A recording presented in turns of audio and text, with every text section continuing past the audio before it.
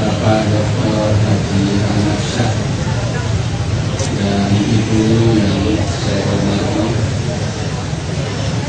hadirin yang saya muliakan.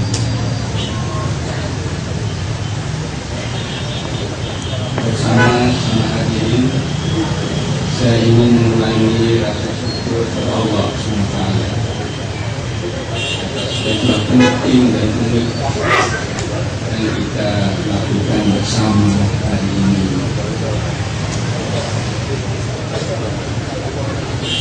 Atas nama pribadi dan Dewan Pers, saya menyampaikan terima kasih atas kehormatan untuk turut menyatakan batu pertama Monumen Nasional Keadilan ini. Mudah-mudahan atas pertolongan Allah kita akan menyaksikan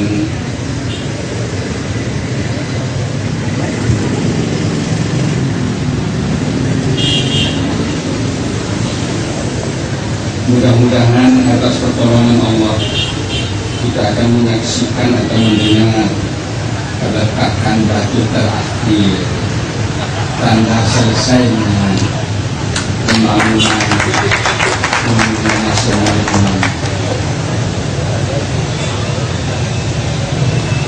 Monumen Nasional ini penting dan sekaligus unik. Monumen acap kali dihubungkan dengan peristiwa masa lalu atau sebagai kenangan terhadap masa lalu, atau dapat juga sekedar berfungsi sebagai hiasan mempercantik suatu kota. Tidak demikian harapan kita dengan monumen ini. Persoalan keadilan adalah persoalan peradaban atau civilization. Pencarian dan upaya menemukan makna dan isi keadilan telah diupayakan sepanjang perjalanan peradaban manusia. Harus diakui, hingga hari ini memang belum ada satu makna dan isi keadilan yang mampu memenuhi seluruh hajat hidup manusia dari segala zaman dan segala tempat. Keadilan tidak pernah terlepas dari waktu dan tempat tertentu, dan sebagai kehidupan peradaban manusia, makna dan isi keadilan akan senantiasa berkembang sesuai dengan perkembangan peradaban manusia itu sendiri. Walaupun demikian, keadilan seperti sudah saya sebutkan tadi, keadilan adalah hajat dan hasrat peradaban. Keadilan adalah perlengkapan peradaban, sekaligus sebagai ciri peradaban. Karena itu hadirin sekalian, kalau didapati ketidakadilan, apalagi kehancuran keadilan, akan berarti pula kehancuran atau penghancuran peradaban, dan pada ujungnya adalah penghancuran diri manusia itu sendiri. Meskipun kita tidak atau belum dapat merumuskan makna dan isi keadilan secara lengkap, tetapi setiap orang, setiap kelompok dilengkapi oleh rasa keadilan, baik untuk dirinya sendiri maupun untuk orang lain. Setiap orang atau kelompok dapat merasakan pencederaan rasa keadilan, walaupun mereka tidak mempunyai satu definisi atau merinci isi keadilan itu sendiri. Hal ini menurut saya merupakan satu anugerah. Sebab kalau keadilan dapat didefinisikan atau ditentukan isinya, akan bertentangan dengan fitrah manusia dan lain berupa perbedaan-perbedaan, baik perbedaan lingkungan, perbedaan waktu maupun perbedaan antar manusia itu sendiri. Hal ini membawa konsekuensi lain. Kewajiban manusia untuk terus-menerus memperjuangkan keadilan, mencari dan menemukan keadilan. Keadilan sebagaimana juga nilai-nilai luhur lainnya adalah hasil perjuangan, bukan yang disediakan. bukan yang diberikan dengan sungguh-sungguh. Bagaimana juga kehormatan bukanlah sesuatu yang disediakan, tapi sesuatu yang berjuangkan dan berusaha. Hadirin sekalian, hari-hari ini kita disergap hampir bahkan seluruh pelosok tanah air kita, yaitu tidak mungkin tidak diperbincangkan mengenai keadilan. Bahkan ada yang telah berkesimpulan keadilan telah lama sirna, telah lama hilang dari bumi pertiwi. Namun perbincangan yang sangat menonjol atau selalu dikedepankan adalah keadilan hukum yang timbul akibat manipulasi penerapan dan penegakan hukum. Selain karena masalah-masalah hukum merupakan masalah yang konkret yang dapat secara langsung diamati publik dan dirasakan publik secara populer, keadilan senantiasa secara langsung bersentuhan dengan hukum. Bahkan ada pendapat yang menyamakan hukum dengan keadilan.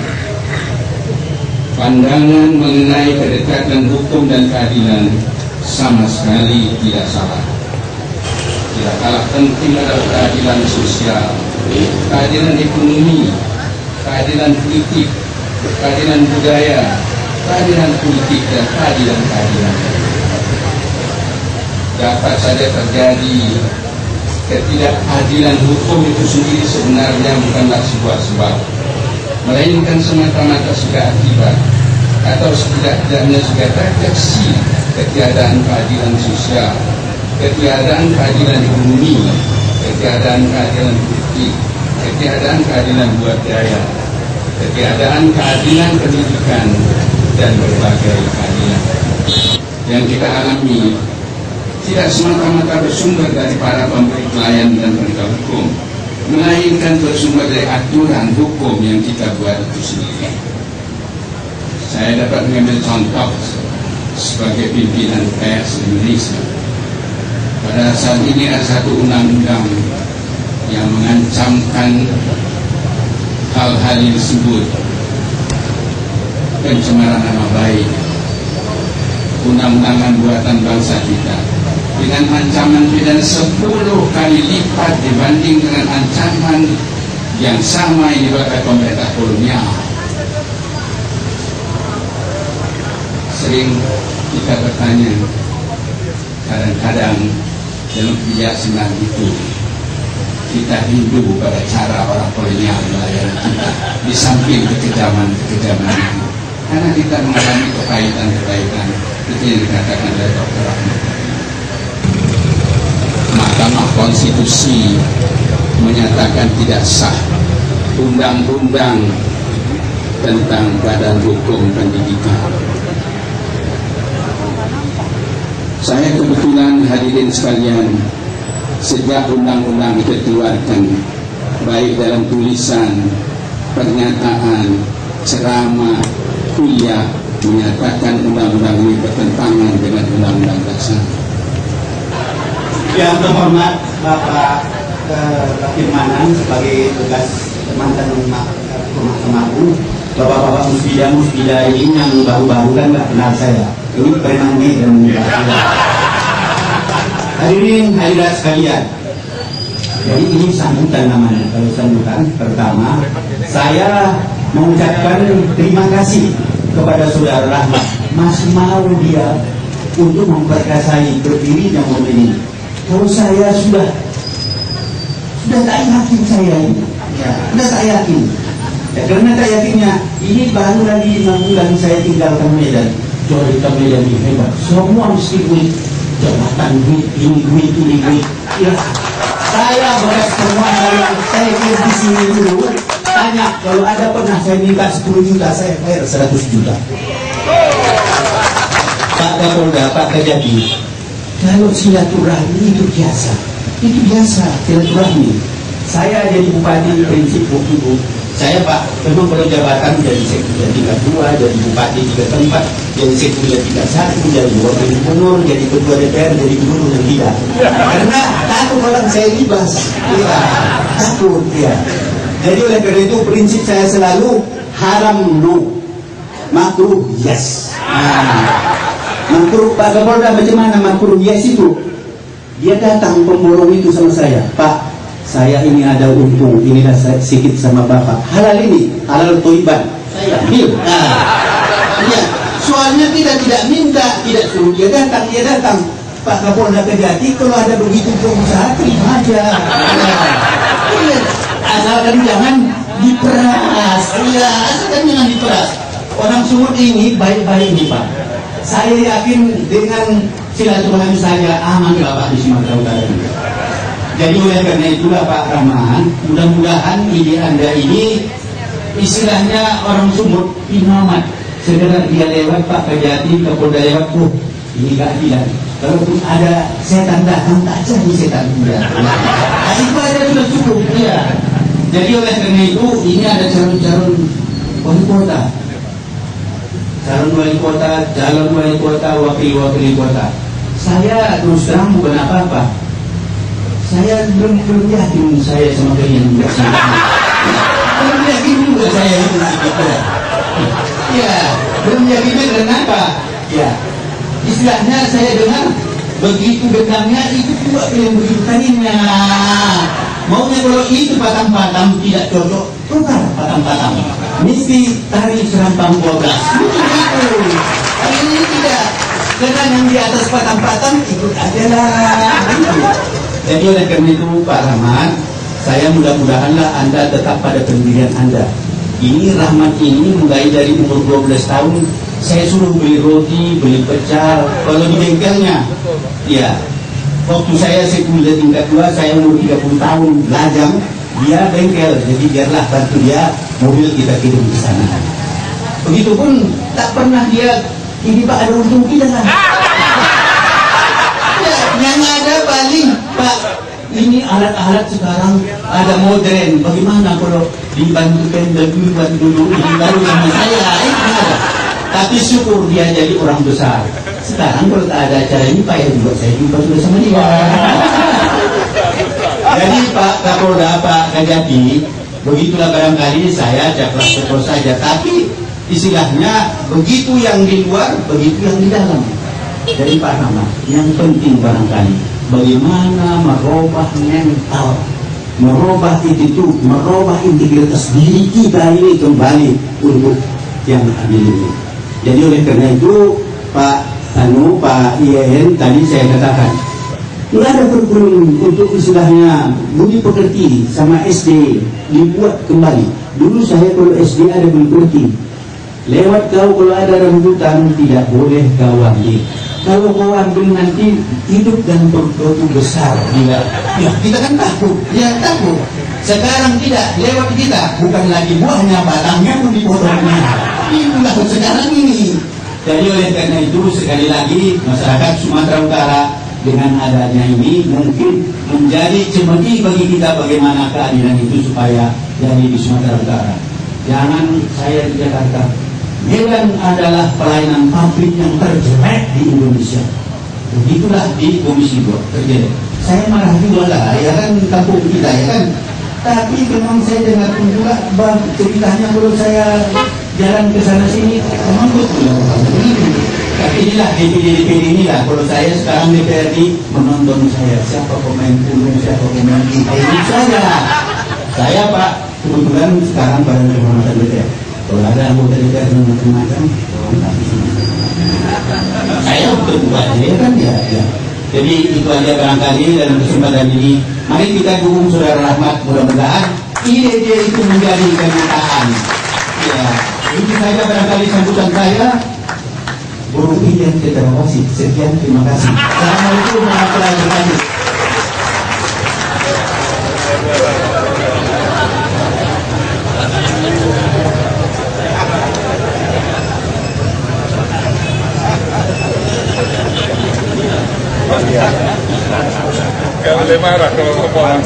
Baik, demikian tadi kata sambutan dari Bapak Haji Abdul Muhai.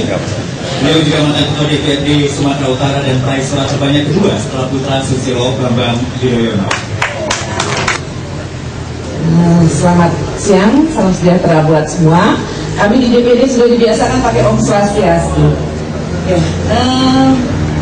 Pertama-tama tentunya saya tadi minta dari kelompok perempuan kali ya Pak Rahmat ya. Saya atas nama teman-teman perempuan semua, karena sekarang masanya eranya perempuan Ibu ya, Ibu Ros ya. Ya, kami mengucapkan selamat datang kepada semua bapak-bapak, Pak Bagaimana, Pak Wahab, semualah yang dari Jakarta. Dan dia sangat gentle, Buros. Suka air minum saya sudah dituangkan begitu. Jadi saya pikir ini luar biasa gitu ya. Karena dulunya saya cuma lihat dari jauh aja Pak Ramasa ganteng kaya gitu ya. Tapi sekarang jadi teman baik. Jadi banyak sekali hal-hal yang terinspirasi sebenarnya kita bicara banyak, terutama dari pertama memang Ibu Prita, waktu itu Ibu Chandra, kemudian di DPD sendiri sudah ada memajukan inisiatif undang-undang untuk masyarakat miskin. Saya kira Nenek Minah itu banyak sekali juga menjadi pembicaraan. Jadi kami saling membongkar hati nurani lah seperti itu Pak Ramasa. Jadi saya kira luar biasa buat kami kaum perempuan, karena keadilan itu paling susah buat perempuan. Jujur nih ya, jangan marah bapak-bapak. Dari mulai rumah tangganya sampai ke publiknya, perempuan itu memang masih sulit sekali mencari keadilan. Jadi buat saya, setiap orang yang ingin membangun keadilan di negeri ini, saya tetap salut. Jadi Pak Ramasa, barangkali mungkin doalah yang lebih kami panjatkan. Mudah-mudahan ini menjadi semangat, inspirasi. Mudah-mudahan selama kita di DPD, insya Allah 5 tahun yang pasti 5 tahun ya, banyak umur ya Pak Kabin ya. Setiap kita juga di sini atau setiap pihak kami DPD, barangkali ingatlah bahwa kami tetap prinsip kami adalah sebuah perjuangan dan sebuah keberpihakan terhadap keadilan. Saya kira itu yang paling penting. Saya kira selamat buat Buros, buat Pak Ramasa. Saya tetap di belakang Bapak. Saya tetap di belakang Bapak untuk mendukung keadilan. Pak Bagaimana? Saya kira namanya saya kenal, tapi mungkin saya belum terkenal. Saya kenalnya Pak Ramasa, tapi insya Allah kami sama-sama berjuang sekarang buat Sumatera Utara. Saya kira itu yang paling penting. Buat teman-teman ini yang mau maju, ini juga dari saya semua. Saya kira cobalah jadikan keadilan sebagai sebuah tonggak, karena masyarakat sekarang sudah pintar. Apapun yang kalian berikan, apapun yang kalian sumbangkan kepada mereka, kalau yang melihat bahwa kita adalah orang-orang yang anti keadilan, yang selalu berbuat kezaliman, saya yakin. Yang saya hormati Pak Bagaimana, sepuh kita juga hukum, bapak-bapak dan ibu sekalian yang tidak bisa saya sebutkan satu persatu, yang saya hormati dan saya banggakan. Pada saat bicara keadilan tadi, sama dengan apa yang kita pikirkan sebagai bagian daripada masyarakat hukum. Kalau semua dikembalikan kepada nilai-nilai Pancasila yang sudah dituangkan di sana, kata-kata adil saja ada 2 di sana. Berarti para sesepuh kita, para bapak-bapak yang dulu mengisi mempersiapkan kemerdekaan itu sudah mulai bicara keadilan dari awal. Nah, sekarang keadilan itu dibicarakan kembali, di mana Bapak Presiden juga pada saat di Mabes Polri itu sama dengan kebijaksanaan dia sama. Dia juga bicara masalah keadilan atau justice. Keadilan atau justice ini mudah-mudahan ke depan dapat diartikan sebagai suatu gambaran timbangan. Dari kita ada timbangan. Timbangannya bagaimana kira-kira? Tapi dilihat sama Pak Kajati tadi adalah bangkusnya borgol. Terus kalau lambang gender tadi Bu, itu ternyata tangannya perempuan. Tapi sudah mengartikan pria dan wanita. Dari aspek ekonomi juga ada, dari aspek penegakan hukum juga sudah ada. Semangatnya dibangun dengan api, Dan mudah-mudahan nilai-nilai ini nanti bisa memberikan inspirasi khususnya bagi warga di Sumatera Utara ini, lebih khusus lagi di Medan, dan khususnya pada bangsa Indonesia. Jadi ke depan nanti keadilan itu menjadi suatu dambaan yang diharapkan oleh semua pihak, tidak hanya masyarakat tapi aparat dimanapun juga sama. Itu saya menghendaki, kebetulan pada saat pemilihan kepala daerah, bagaimana kalau ada kegiatan masyarakat itu juga berkeadilan, jadi tidak memanfaatkan jalan seluruhnya, ya seperempat saja jalan, karena yang lain dipakai masyarakat. Kalau unjuk rasa dipakai jalan semua kan tidak berkeadilan. Jadi mudah-mudahan saya nanti akan sampaikan juga bagaimana melaksanakan unjuk rasa yang adil dan beradab. Kalau adil dan beradab, saya rasa tidak ada lagi kerusakan, jadi adil lagi semuanya. Tidak ada yang merasa dirugikan, semuanya bisa berjalan dengan normal. Itu saja dari kami sebagai BNN Bidang. Saya bersama Pak Haji yang di sini dari Angkatan Udara, Pak Projek berada. Ada satu lagi, kalau terbang yang tidak adil, nanti sayapnya miring-miring juga bagus, sama aja.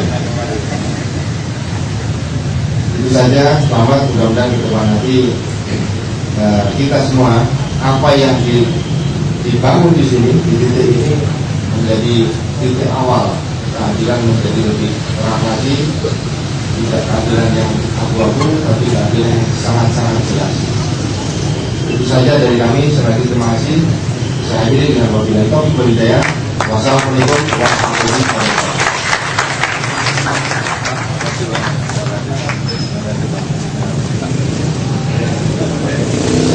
Saya izin, lupa saya mohon maaf protokol ya dari Bapak Ibu sekalian. Kita lupa belum ada mewakili generasi muda. Apakah ini apakah KLPI? Ini kan? Boleh ya, izin ya ini ya. Saudara Pak Said, 2 menit aja, 2 menit. Untuk yang muda atau harapan pengusaha muda, karena beliau ini macam-macam jabatannya, sampai tukang bikin keris, dia juga. Jadi keep me remaja